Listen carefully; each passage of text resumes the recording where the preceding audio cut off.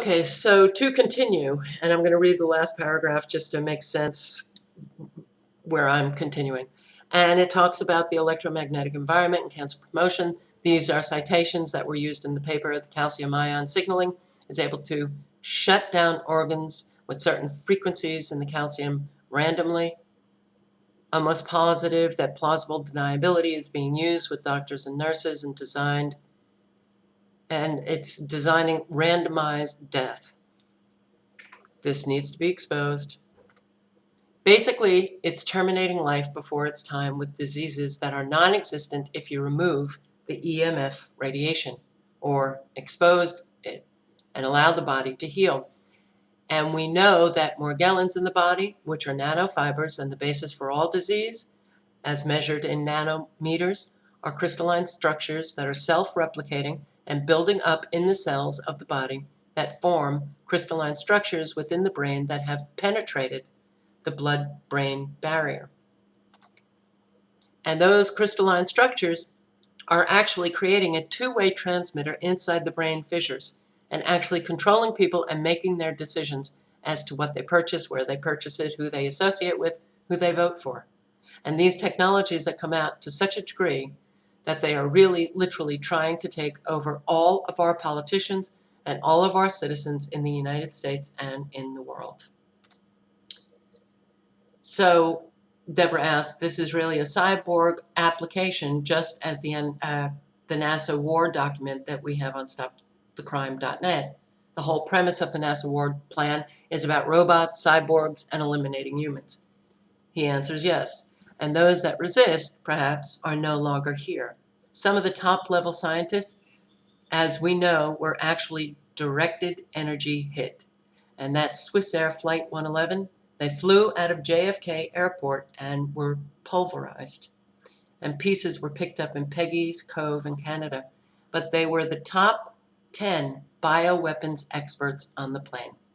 And that was the plane that was a United Nations shuttle up to Geneva, Switzerland. These people were going to expose much of the crimes in 1998, but they didn't have a chance. The beginning of the assault was in 1998 because I remember clearly that day. I don't know if people remember Swissair Flight 111. It's pretty certain that it was directed energy, recognized Star Wars type weapons were used to bring that plane down. And they were scientists that wanted to disclose and stop the crime, and they are no longer here.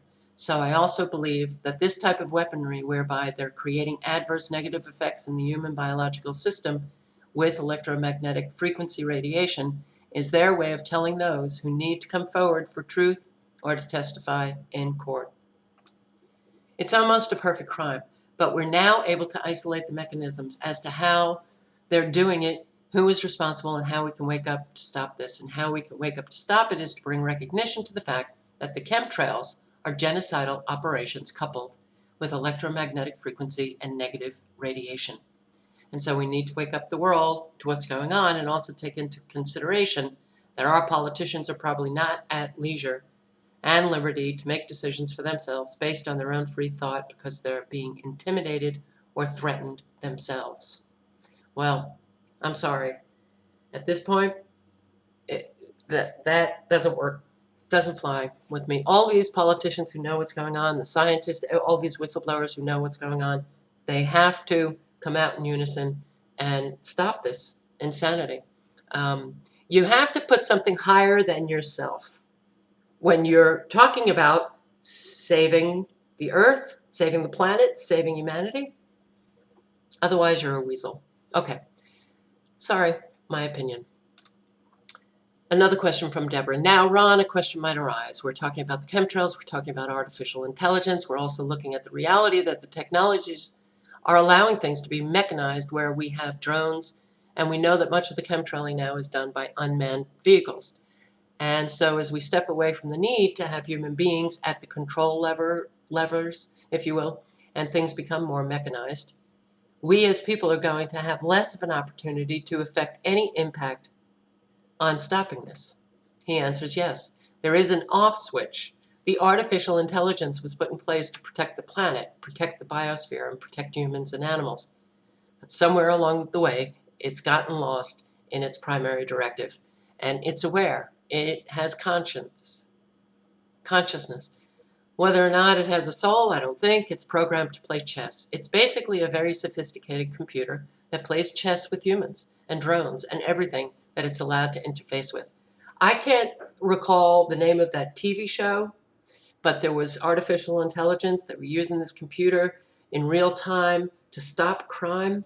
But I remember, I didn't see very many of the shows, but I saw one where this supercomputer, they lost control of it and they were running around trying, they had a specific amount of time to get control over the supercomputer.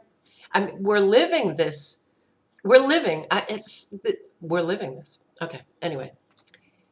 So Deborah asks, where are these facilities located, these artificial computers, these quantum computers? And he answers, the DARPA missile silos. They have fiber connecting them as well as backup radio and satellites, and more than likely it's in space and different satellites have been launched. And the processing power is very great, and they are redundant systems, cataloging humans, animals, and insects as it can every 6 seconds. That's what they turned on Earth in 2000. She asks, well, people have expressed the concern that this has now become so advanced that it is really out of control. Do you see it that way? He answers, yes, I do. And Stephen Hawking had a disclosure recently saying that artificial intelligence should not have been put out and in place. And I agree with that. You could maybe put that under this too, in saying that it never should have been enabled. So artificial intelligence, supercomputer, it was designed to protect the planet from a global nuclear war. So they employed the artificial intelligence under disguise of global security and employed it in such a way to turn this weapon of mass destruction, of mind control, on everyone. But it's having a reverse effect where this artificial intelligence is playing chess with each and every one of us, and it's using technologies like this calcium ion signaling in the human being system with electromagnetic frequency radiation to cause massive damage. And perhaps it was programmed to do this, and it's continued to do this, or perhaps it's programmed in an upper level by people that say certain people are allowed to live and work in their normal life, and others perhaps have brought exposure of certain dangers to light. They need to be silenced. I'm not quite sure of how and why these weapons of mass destruction in terms of the electromagnetic frequency radiation and the calcium ion signaling are being used, but we do see the calcium electrons in the chemtrails. And there's other ions in many other papers that we can look to find. I'm not quite sure why they're putting isotypes of iodide 11, 12, 13, radioactive barium, the berylliums, and the chemtrails. If you want to know exactly what's in the chemtrails, you can go to carnicom.com. As you said at the very beginning, this is the beginning when much of this technology was hatched, which was, and his response, well, actually in 1991, that was their 75th annual meeting, so it began in 1916. Question now, people are going to take a breath when they hear 1916, because certainly we know that technologies have been withheld. And we certainly know that literally through the indoctrination programming of schools, we've all been under mind control and we're basically illiterate. And his response, well, with the children and their plasma screens on their laptops and plasma TVs, I think the biggest threat would be those devices. All the wireless technologies, yes. And he answers, the wireless, the Wi-Fi, the Bluetooth, the Wi-Fi is very, very detrimental. And Wi-Fi can see you through walls. And Wi-Fi is in satellites, not just in Wi-Fi hotspots. And I'm so upset that I lost my original channel because I had so much research on that channel. I posted videos on the satellites, and at that time it was 35,000 satellites that they had in the skies around the world, all connecting to one another. It was part of the smart grid. But we have satellites, you can go outside, they're visible to the eyes. And those satellites, and I found the patents for them, oh, it's very upsetting, but those in the patents, they were saying that their applications can be used for weather modification as well as surveillance. And with infrared they can see us from those satellites. Okay. So Deborah asks, well, as certainly Barry Trower said, those frequencies for Wi-Fi are militarized.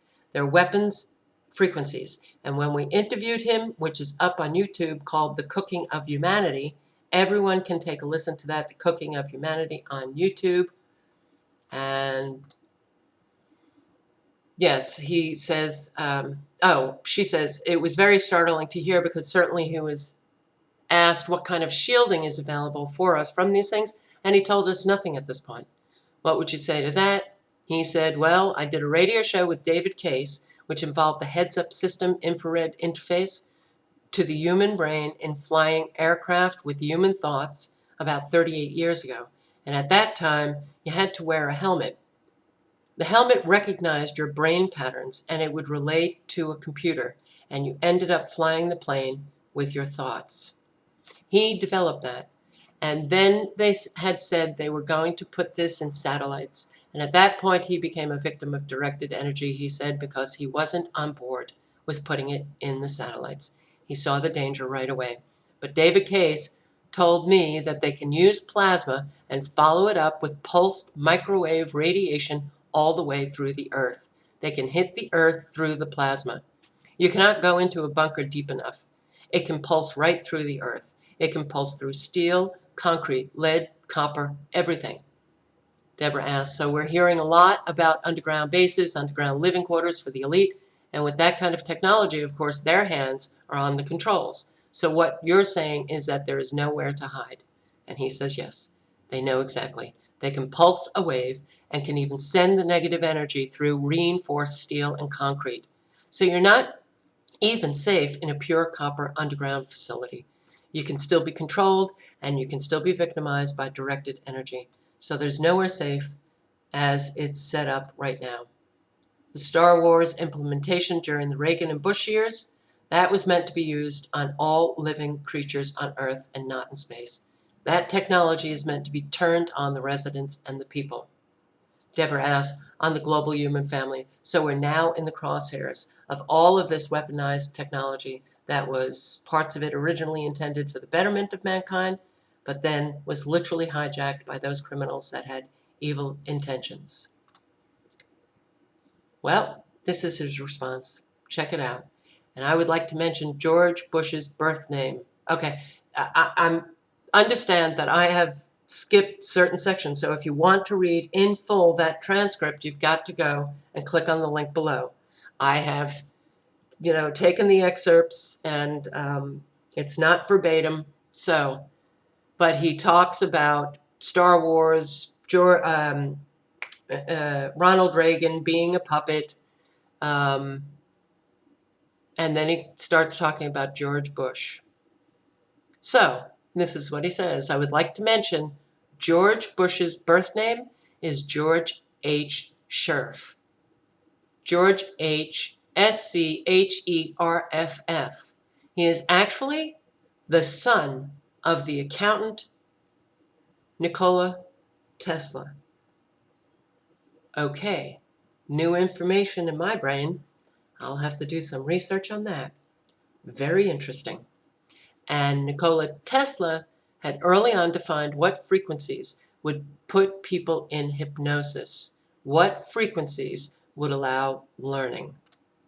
And so what we have is George H. Scherff, who had been adopted by Senator Prescott Bush of Connecticut at the time, and then George H. Bush becoming director of the CIA in 78, and then George Bush, vice president. He became president for one term. And then we have this sudden legacy, his son becoming the president.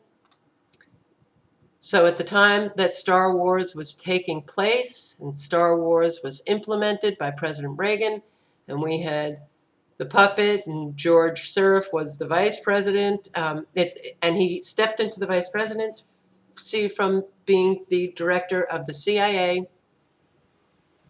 And George H. Bush may still be in control today, and I actually think he's got a lot of control still, even though he's old. And that's a threat that we're facing. So you could go to thebushconnection.com, find out information. However, caution, this site is monitored, and I bet it is.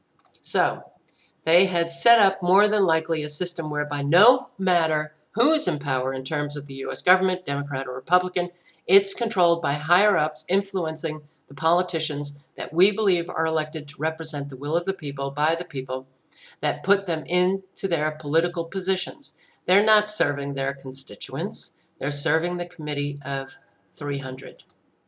So when they were just concluding the conversation, he states, okay, well, I would really like to stress, what I would really like to stress is the fact that we have the ability to expose and change our future. And we also have the ability to think critically and to realize that what might be presented to us through the medical community as a potential disease is in fact nothing more than a chemical biological weapon combined with electromagnetic radiation that are causing a temporary but planned chess move of a supercomputer that is playing chess with humanity.